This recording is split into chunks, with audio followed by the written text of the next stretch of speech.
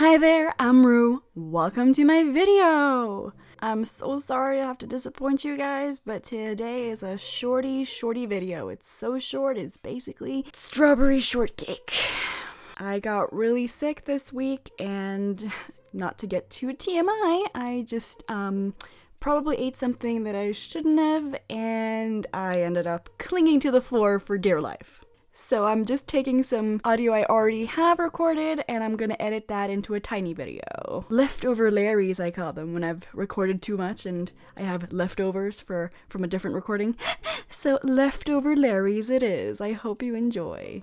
This video shout out goes to the one Rusty Red with your comment, "This channel is literally the only original Reddit channel. Love these videos."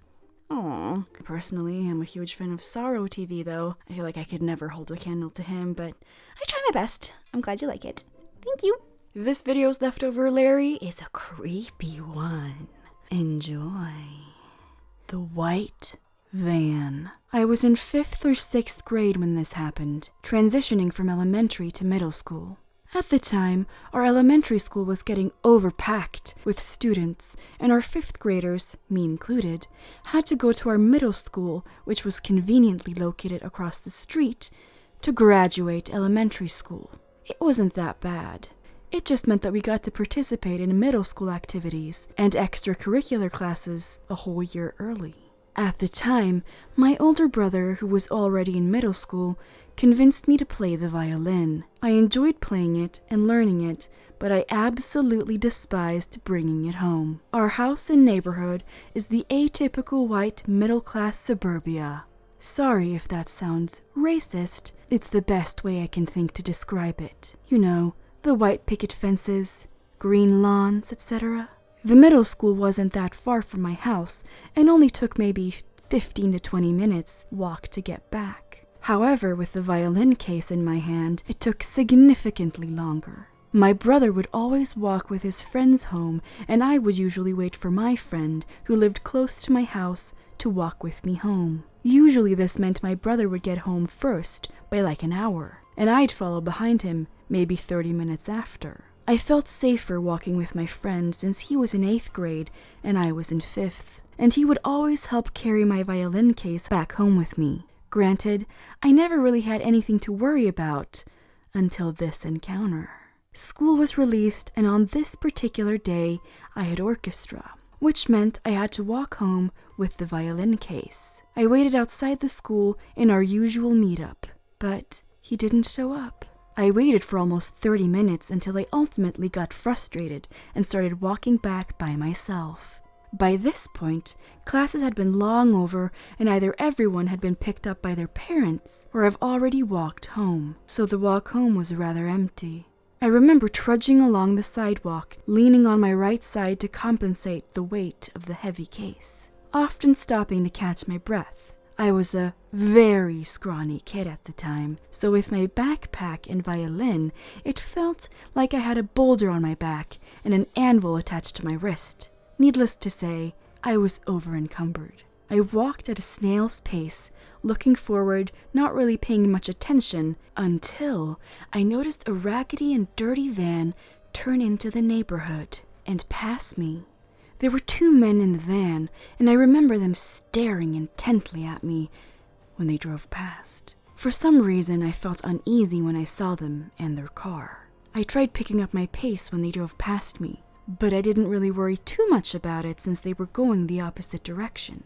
I kept walking, and suddenly I hear the humming of an engine behind me in the distance. Looking back, I can see the van maybe 2 blocks behind me. I shrug it off. Maybe they're lost. I didn't care. I was exhausted from walking and carrying all my shit. Then, the hum of the engine got closer and closer, till it was following a couple of feet behind me. I kept turning around and looking at the 2 in the van, and then turning ahead again. I would pick up my pace, but as I did, so did the van's pace. The van would never pass me and always just followed behind me. I could see my house at this point, but the van behind me was still following from a distance. I remember that the van would stop whenever another car drove by, or if a neighbor got out of their house briefly, parking as if they were meant to stop there. I would take these moments of reprieve to waddle as fast as I could to make distance away from the van and to get closer to home. My house was tantalizingly close. A short sprint and I'd be home free, literally. But the van was still behind me. I managed to gain some distance on my fast waddle, but I could hear the engine turn over and roar to life behind me. But this time, it was different. I could hear the engine struggling to pick up speed. I knew at this time, whatever was going to happen was then. With all my energy, I sprinted towards my house, hoping to God my garage door would be open, the violin case banging on my shins as I ran and my bag jumping up and down my back. I ignored the pain and had never ran so fast. By a miracle, I see our garage door was left open by my brother earlier. I didn't look back, but I could hear the deafening sound of the old engine so close behind me. They must have thought I was going to keep running straight, because they flew by me briefly as I peeled to the right suddenly and bolted for my garage. I could hear the van brake, but it was too late. I was already pushing the button to close the garage and locking the door behind me. Dropping all my stuff in the laundry room connected to the garage, I ran across the living room to peer outside the front kitchen window. I could see the men sitting in their vans stopped in front of our house, in the middle of the road, staring angrily at the house. They drove by, back and forth a couple of times before they finally left. My older brother, who was already home, didn't seem to care when I told him, as he chalked it up to me being paranoid or a scaredy cat. But I do remember him making sure all the doors leading outside was locked, and him carrying his flip phone everywhere. My mother came home shortly after and was terrified and shocked when I told her my experience. I remember her saying over and over, "That's not good, that's not good," as she picked up the phone.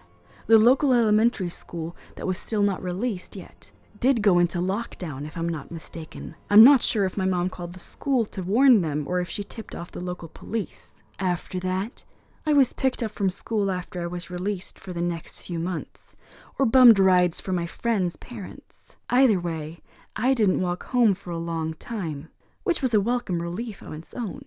I did develop a weird irrational fear of white vans for the next couple of years. To the men following me that day, let's not ever meet. You know, this story makes me feel bad for white vans. It's not their fault, they've just become synonymous with creepy, awful kidnapping. I feel like stories like this are alarmingly common. Like, I think they happen more often than you'd think. Like, for instance, in my town, which is just like 20,000 plus people, there was an incident where there was like a blue tiny car that kept following children home from school, and then they reported it to the police. What did the police do? They did nothing! Because apparently it's completely not alarming at all that a car with a grown man in it is following young children 12 years old from school. I feel like, seriously, even people who just like casually watch crime shows know better. And you're the police. You should have like education on this shit. What the fuck? Anyone worth their salt know that shit escalates. And what did it do? It escalated. The next year, the same blue car was seen again by more children, and this time, the car chased a little girl. She hid in some bushes, and he got out of the car to look for her. Only then did the cops care. It's so stupid. It's so preventable. Like, they could have done something before it got to that point. I'm just, annoyed. But yeah, if you have any similar stories, do comment them below or, submit them on my website. Any kind of stories that you want me to read. That's all I have for this time. I hope you enjoyed, even though it was a shorty cupcake video. See you next time. I post every Friday. Thanks for watching.